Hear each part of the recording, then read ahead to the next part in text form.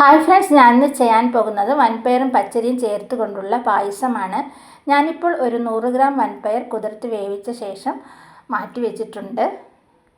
ഇനി നമുക്ക് പച്ചരി ഒന്ന് വേവിച്ചെടുക്കണം.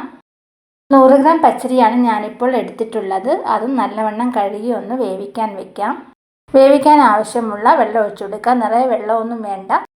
അരിയെല്ലാം ഒന്ന് വെന്ത് വരുന്ന സമയത്ത് നോക്കി നമ്മൾ മാറ്റി വെച്ചിരിക്കുന്ന പയർ കൂടി ചേർത്ത് കൊടുക്കാം. പയർ ഞാൻ നല്ലവണ്ണം വേവിച്ചതാണ്, അതുകൂടി ഇട്ട് കൊടുക്കാം. ഈ പായസം നമുക്ക് അധികം വെന്ത് കുഴയാൻ പാടില്ല, അതുകൊണ്ടാണ് ഞാൻ കുക്കറിൽ വെക്കാത്തത്. അരി മാത്രം നമുക്ക് നല്ലതുപോലെ ഒന്ന് വെന്ത് കുഴയണം.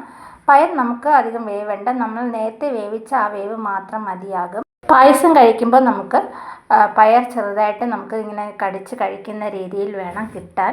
ഇനി കുറച്ച് ഏലക്കായ് കൂടി ഞാൻ ചേർത്ത് കൊടുക്കുന്നുണ്ട്. ഇത് വളരെ ടേസ്റ്റിയും വെറൈറ്റിയും ഉള്ള ഒരു പായസമാണ്. ഇപ്പോൾ കുറച്ച് വെള്ളമൊക്കെ വറ്റിയിട്ടുണ്ട്, അരിയൊക്കെ കുറച്ച് വെന്ത് വന്നിട്ടുണ്ട്. അരിയെല്ലാം നല്ലതുപോലെ വെന്ത് കുഴഞ്ഞു വന്നിട്ടുണ്ട്. നമുക്കിനി ശർക്കര പാനിയാണ് ഒഴിച്ചു കൊടുക്കേണ്ടത്. ശർക്കര ഞാനിപ്പോൾ ഒരു 200 ഗ്രാമാണ് എടുത്തിട്ടുള്ളത്. മധുരം നിങ്ങൾക്ക് ആവശ്യമുള്ളതുപോലെ കൂട്ടുകയൊക്കെ ചെയ്യാം. ഒരു മണത്തിന് വേണ്ടി വേണമെങ്കിൽ നമുക്ക് ഏലക്കായുടെ കൂടെ കുറച്ച് ചുക്കുപൊടി കൂടി ചേർക്കാവുന്നതാണ്. ഇനി ഞാൻ ചേർത്ത് കൊടുക്കുന്നത് ഒരു വലിയ സ്പൂൺ നെയ്യാണ്, അതുകൂടി ചേർത്ത് കൊടുക്കാം. എല്ലാം കൂടി വീണ്ടും നമുക്കൊന്ന് ഇളക്കി യോജിപ്പിക്കാം. ഇപ്പം നമ്മുടെ പായസം ഏകദേശം റെഡിയായി വന്നിട്ടുണ്ട്. നമുക്കിനി ചേർത്ത് കൊടുക്കേണ്ടത് തേങ്ങാപ്പാലാണ്. അരമുറി തേങ്ങയിൽ നിന്നും പിഴിഞ്ഞെടുത്ത നല്ല കട്ടി തേങ്ങാപ്പാലാണ് ഞാനിപ്പോൾ ഒഴിച്ചു കൊടുത്തിരിക്കുന്നത്. വീണ്ടും എല്ലാം കൂടി ഒന്ന് മിക്സ് ചെയ്യുക.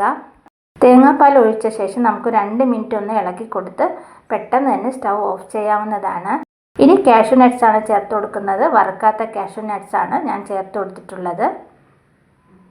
പായസത്തിൻ്റെ ചൂടിൽ ഇരുന്ന് തന്നെ അതങ്ങ് വെന്ത് കിട്ടിക്കോളും. ഇപ്പോൾ നമ്മുടെ വളരെ ടേസ്റ്റി ആയിട്ടുള്ള വൻപയറും അരിയും ചേർത്തുകൊണ്ടുള്ള പായസം റെഡി ആയിട്ടുണ്ട്. തീർച്ചയായിട്ടും എല്ലാവരും ഒന്ന് ട്രൈ ചെയ്ത് നോക്കുക.